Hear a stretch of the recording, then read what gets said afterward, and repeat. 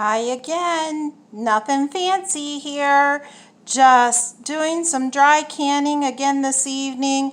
And who uses ranch at home? I love ranch flavoring, lots of kids love ranch.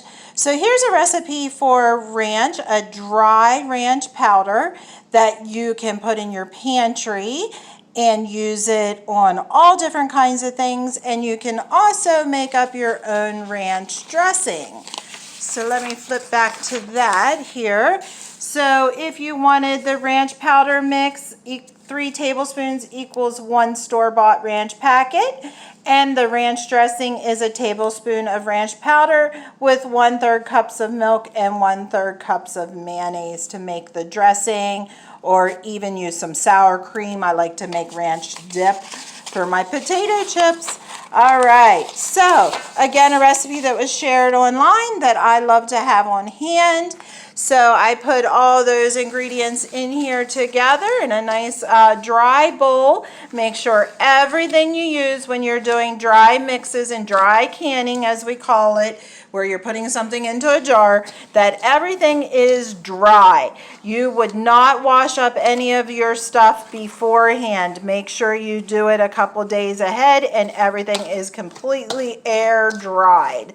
You do not want any moisture in anything. So here's my ranch powder mix, all mixed up, all the spices that were in there. All right, and I'm going to put my funnel on and I'm going to put it down in my jar. Now, you can see I put an oxygen or moisture absorber down in there. Those are important. You want to keep that so your mixes don't get damp and clumpy.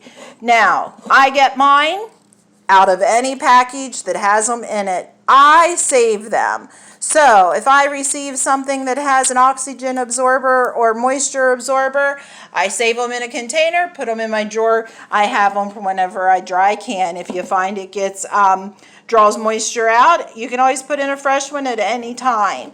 So here's where I marked how to use it. I take the piece of paper, I cut it, I put it down inside my jar. That way my directions are always there. You could write on the side with a marker. I've done that before. This is a dry canning jar. This is a half-gallon jar. I don't do a lot of heat canning in them. I like them for my pantry staples, sugar, flour, these kind of mixes. So I just put my directions right in there. The ranch powder is going to go down in, and that'll push up against the glass, and you'll always have the directions with it.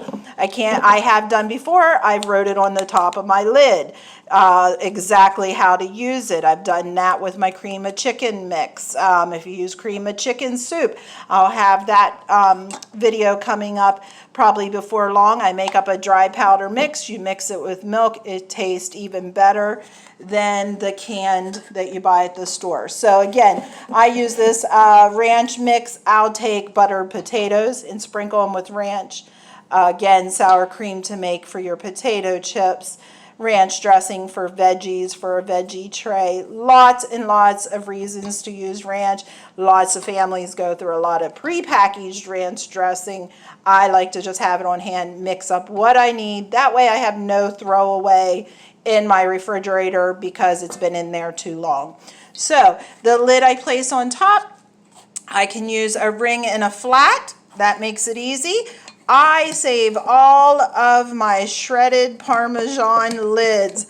Look, they fit any regular mouth. You have the sprinkle side and then you have the scoop side. Love, love, love these lids. Save them all off of your Kraft Parmesan cheese that everyone likes to eat with their pasta. So save those. They fit on any regular mouth jar. So I love that.